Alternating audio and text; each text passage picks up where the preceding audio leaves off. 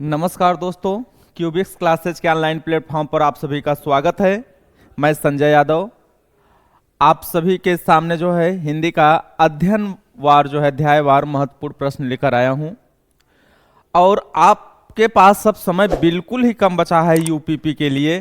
और इस तरह के जो है प्रैक्टिस सेट जो है हम जल्दी से जल्दी करके, और आप लोग भी इस तरह से जो है प्रैक्टिस सेट कर करके जो है अपने जो तैयारी है उसको मुकम्मल बनाइए, उसको जो है अंतिम परिणाम तक ले जाइए, सफलता तक ले जाइए। और आज का वीडियो शुरू करते हैं। शुरू करने से पहले आप लोग जो है मेरे चैनल को क्यूबिक्स क्लासेज को सब्सक्राइब करिए, लाइक करिए और अपने दोस्तों को शेयर भी करिए। स्टार्ट करते हैं आज का प्रश्न। आज का जो प्रश्न है पहला है यहाँ पे क्वेश्चन, अत्यंत अत्यंत शब्द में प्रयुक्त उपसर्ग है। उपसर्ग का मतलब होता है दोस्तों जो शब्दों के आगे लगते हैं शब्दांश, उसको उपसर्ग। यहां पे ए ऑप्शन है अत, बी है अ, सी है अत्य और डी है अति। तो यहां पर दोस्तों जो होता है डी ऑप्शन सही होगा। अत्यंत कैसे होगा दोस्तों, यहां भी देख लेते हैं। अति प्लस अंत। अब यहाँ पे दोस्तों अति में ई है और यहाँ अ है। हम सभी जानते हैं यड़ संधि में ई से य बन जाता है और ये शब्द बन जाएगा अत्यंत। तो अत्यंत में कौन सा उपसर्ग होगा दोस्तों, अति होगा। डी ऑप्शन सही है। नेक्स्ट क्वेश्चन की तरफ आगे बढ़ते हैं। नेक्स्ट क्वेश्चन है चौराहा। चौराहा शब्द में समास है। चौराहा शब्द में समास है। ऑप्शन दिया है दोस्तों कर्मधारय, द्वंद्व, द्विगु, अव्ययी भाव।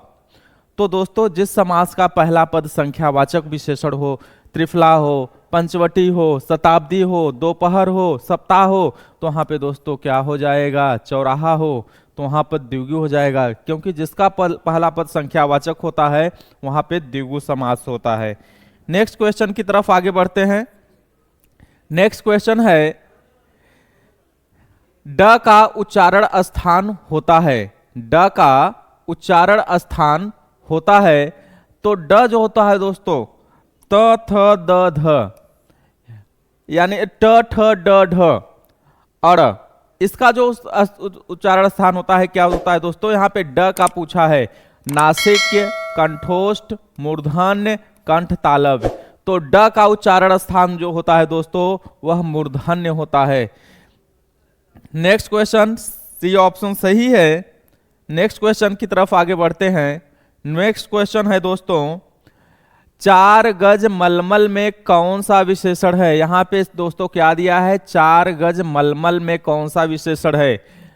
ए ऑप्शन है संख्यावाचक, बी ऑप्शन है गुणवाचक, सी ऑप्शन है परिमाण बोधक और डी ऑप्शन है सार्वनामिक विशेषण। तो जहां पर दोस्तों 4 गज को हम दोस्तों मापते हैं, तो जब जहां पर मापने का कार्य होता है तो वहां पर दोस्तों क्या होता है, परिणाम बोधक विशेषण होता है। सी ऑप्शन सही है। नेक्स्ट क्वेश्चन की तरफ आगे बढ़ते हैं। शीश का तत्सम रूप है।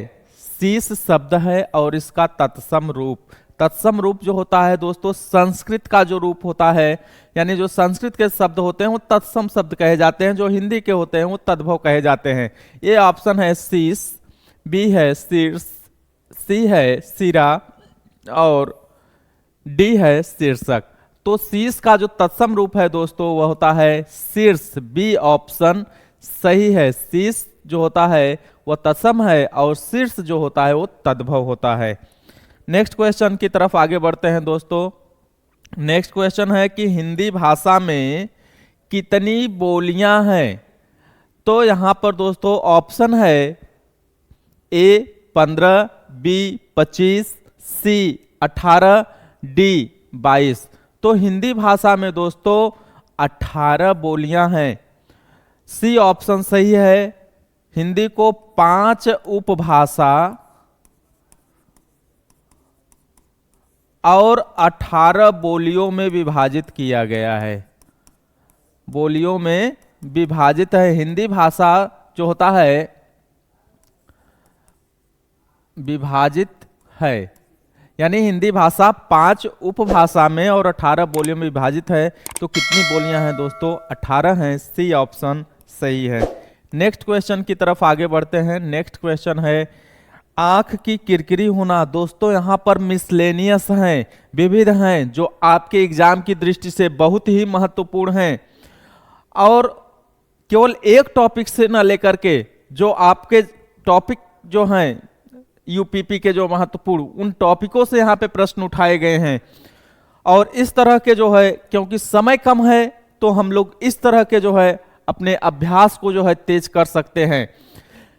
यहाँ पे क्वेश्चन है कि आंख की किरकिरी होना का अर्थ है, ये मुहावरा है दोस्तों, आंख की किरकिरी होना। ए ऑप्शन है अप्रिय लगना, बी ऑप्शन है धोखा देना, सी ऑप्शन है कष्टदायक होना, डी ऑप्शन है बहुत प्रिय होना।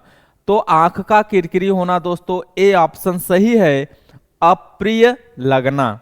ए ऑप्शन सही है, अप्रिय लगना।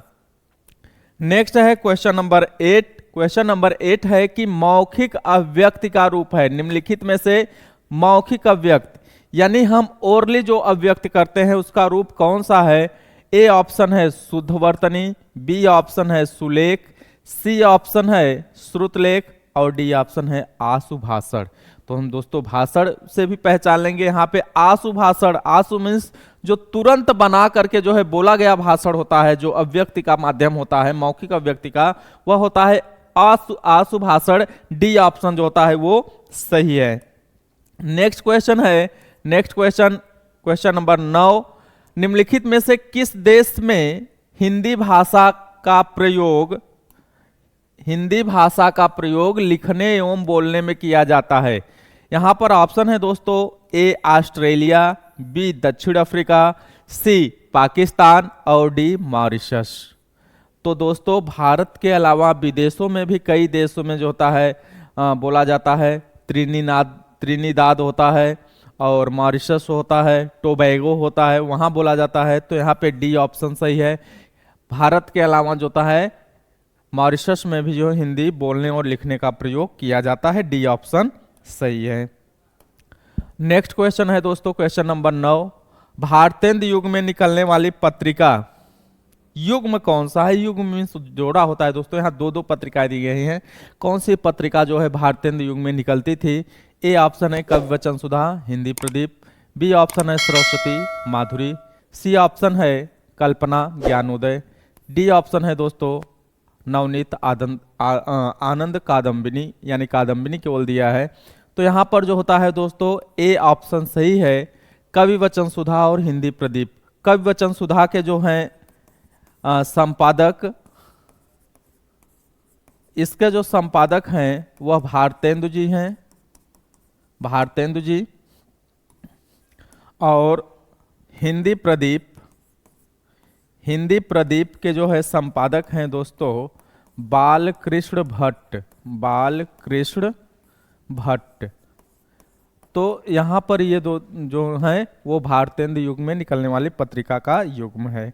नेक्स्ट क्वेश्चन की तरफ आगे बढ़ते हैं दोस्तों। नेक्स्ट क्वेश्चन है तद्भव पत्रिका के संपादक कौन हैं? ये भी बहुत ही इंपॉर्टेंट है दोस्तों। तद्भव पत्रिका के संपादक, ए ऑप्शन है लीलाधर जगूड़ी, बी ऑप्शन है विश्वनाथ प्रसाद तिवारी, सी ऑप्शन है हरे प्रकाश उपाध्याय और डी ऑप्शन है अखिलेश। तो तद्भव दोस्तों कई बार इस पत्रिका को पूछा गया है। तद्भव पत्रिका के जो संपादक हैं वह अखिलेश हैं। डी ऑप्शन सही है।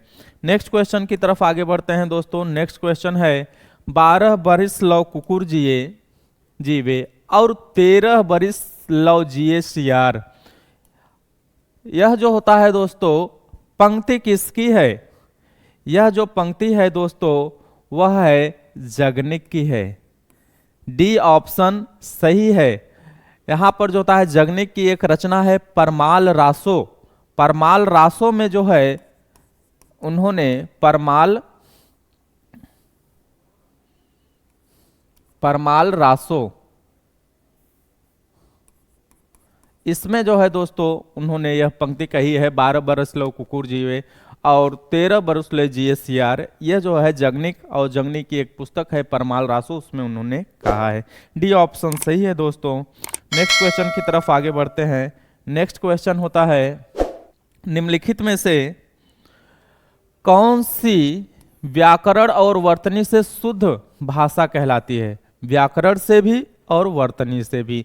ए है दोस्तों साहित्यिक भाषा, बी है प्रांजल भाषा, सी है व्याकरणिक भाषा और डी है मानक भाषा। जो मानक भाषा होती है दोस्तों, डी ऑप्शन यहाँ पे सही है, क्योंकि मानक भाषा जो होती है वह व्याकरण और वर्तनी की दृष्टि से जो है शुद्ध भाषा कहलाती है। तो यहाँ पर मानक भाषा जो होती है वह व्याकरण और वर्तनी की दृष्टि से शुद्ध भाषा कहलाती है। डी ऑप्शन सही है। नेक्स्ट क्वेश्चन की तरफ आगे बढ़ते हैं। क्वेश्चन नंबर 14 यहाँ पे जो होता है, सूरसागर किस भाषा की रचना है? सूरसागर पहले दोस्तों इसको किस भाषा की रचना है यहाँ पे दिया है, अवधी, बुंदेली, ब्रज, छत्तीसगढ़ी। तो दोस्तों सूरसागर जो है वह ब्रज भाषा की रचना है और सूरसागर के जो रचयिता हैं सूरदास हैं। और सूरदास की 3 कृतियां हैं, सूरसागर, सूरसरावली और साहित्य लहरी, जो कि ब्रज भाषा में है। यहाँ पे सी ऑप्शन दोस्तों बिल्कुल सही है। बढ़ते हैं नेक्स्ट क्वेश्चन की तरफ। नेक्स्ट क्वेश्चन है, वीरों का कैसा हो वसंत, वीरों का कैसा हो वसंत ये कविता किसने लिखी है? तो यहाँ पर सुमित्रा कुमारी चौहान ए ऑप्शन है, सुभद्रा कुमारी चौहान बी ऑप्शन है, सी ऑप्शन है माखनलाल चतुर्वेदी और डी ऑप्शन है रामधारी सिंह दिनकर। तो यहाँ पर दोस्तों जो वीरों का कैसा हो वसंत, इसके जो कविता जो लिखी है वो सुभद्रा कुमारी चौहान ने लिखी है। और त्रिधारा और जो है मुकुल त्रिधारा नाम से भी इन्होंने लिखी है दोस्तों। झांसी की रानी के बारे में भी इन्होंने ही लिखा है।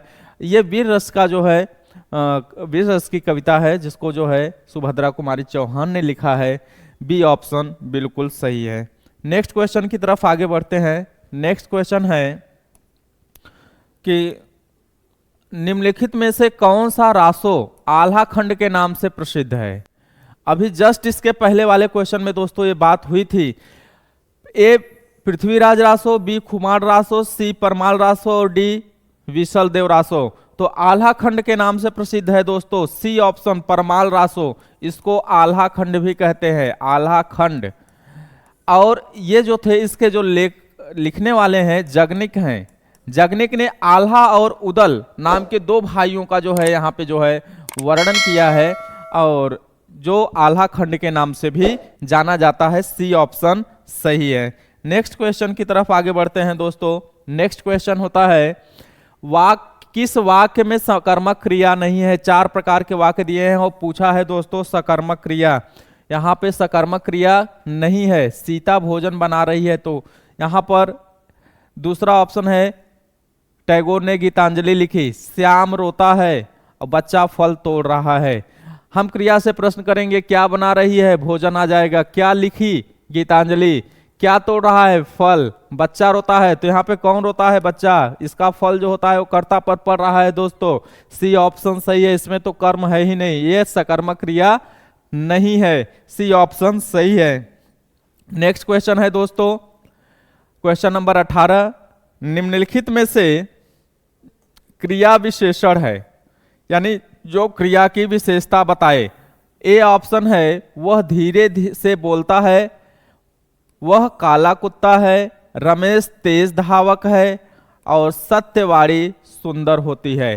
तो क्रिया विशेषण दोस्तों जो क्रिया की विशेषता बताता है, तो यहां पर कैसे बोलता है, वह धीरे से बोलता है। ए ऑप्शन सही है। यहां पर धीरे से क्या हो जाएगा दोस्तों, वह क्रिया विशेषण हो जाएगा जो बोलने की विशेषता बता रहा है।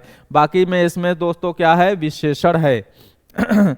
नेक्स्ट क्वेश्चन है दोस्तों, नेक्स्ट क्वेश्चन 19, यहां पर किस विकल्प में सूत सूत शब्द का सही अर्थ भेद है? यानी यहां पे दोस्तों समुच्चारित भिन्नार्थक शब्द दिया है या श्रुति संभिन्नार्थक शब्द दिया है, सूत सूत दिया है, इसका सही अर्थ भेद क्या है? ए ऑप्शन है धारा घोड़ा, बी ऑप्शन है पुत्र सुई, सी ऑप्शन है धागा पुत्र, डी ऑप्शन है सारथी धागा। तो यहां पर दोस्तों जो होगा सूत सूत का जो सही अर्थ भेद है वह धागा और पुत्र होगा। सूत का मतलब धागा होता है और सूत का मतलब जो छोटा ऊ है उसका मतलब पुत्र होता है। सी ऑप्शन सही है। नेक्स्ट क्वेश्चन की तरफ आगे बढ़ते हैं दोस्तों। क्वेश्चन नंबर 20 यहां पर दिया है कि निम्नलिखित में से कृतज्ञ कृतज्ञ शब्द का सही अर्थ भेद है। यह वाक्यांश के लिए एक शब्द है दोस्तों। यहां पर ए ऑप्शन है कृतकार्य बंधन मुक्त, उपकार मानने वाला उपकार न मानने वाला, रचित टूटा हुआ, उपकार मानने वाला उपकारी। तो यहाँ पे दोस्तों कृतज्ञ और कृतज्ञ दिया है तो बी ऑप्शन सही है। यानी जो उपकार को माने कृतज्ञ होता है, जो उपकार को न माने वो कृतज्ञ होता है। तो यहाँ पर बी ऑप्शन बिल्कुल सही है दोस्तों। बढ़ते हैं नेक्स्ट क्वेश्चन की तरफ। नेक्स्ट क्वेश्चन है 21 निस्दिन बरसत नयन हमारे, पंक्ति में रस है। दोस्तों यहाँ पर रोने का वर्णन है, निस्दिन बरसत नयन हमारे, तो हो क्या सकता है आप लोग यहाँ पे गेस करेंगे।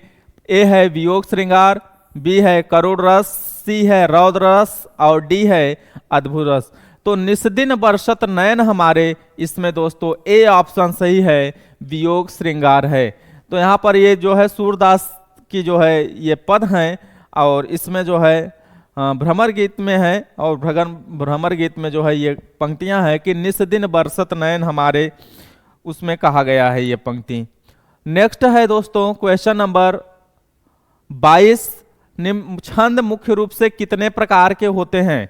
छंद मुख्य रूप से दोस्तों कितने प्रकार के होते हैं। तो छंद मुख्य रूप से दोस्तों यहाँ पे 4 प्रकार के होते हैं। पहला होता है मात्रिक छंद, दूसरा होता है वर्णिक छंद, तीसरा होता है वर्णिक वृत्त छंद और चौथा होता है दोस्तों मुक्तक छंद। तो यहाँ पे छंद के कितने भेद होते हैं दोस्तों, 6 भेद होते हैं, 4 भेद होते हैं। सी ऑप्शन सही है। नेक्स्ट क्वेश्चन की तरफ आगे बढ़ते हैं। नेक्स्ट क्वेश्चन है चरण कमल बंदो हरिराई में अलंकार है। चरण कमल बंदो हरिराई में अलंकार है, बहुत ही चिर परिचित है दोस्तों, बहुत ही बार पूछा गया है एग्जाम में। यह है पहला ऑप्शन उपमा, दूसरा बी श्लेष, सी उदाहरण, डी रूपक। तो चरण कमल बंदो हरिराई में दोस्तों डी ऑप्शन सही है, रूपक अलंकार है। मैं भगवान के कमल रूपी चरणों की वंदना करता हूं। यहाँ चरण और कमल उपमेय और उपमान को दोनों को एक कर दिया गया है। ठीक है, इसमें अभेद है, उपमेय उपमान में अभेद आरोप हो गया है, इसलिए यहाँ पे रूपक अलंकार है। नेक्स्ट क्वेश्चन की तरफ आगे बढ़ते हैं दोस्तों। नेक्स्ट क्वेश्चन है क्वेश्चन नंबर 23 था, ये 24 है। 24 यहाँ पर ये जो है गद्यांश दिया गया है, इसको पढ़ना है और विकल्प जो है क्वेश्चन देख करके यहाँ विकल्प को चुनना है। यहाँ पर पहले इसको हम पढ़ लेते हैं। कुछ कहा जा रहा है, कुछ कहा जा रहा है उससे कहीं महत्वपूर्ण होता है अपनी बात कहने का तरीका। आप कितनी ही जरूरी बात क्यों न कहें, अगर आपकी बात कोई सुने नहीं, महसूस ही न करे तो उसे कहने का फायदा ही क्या।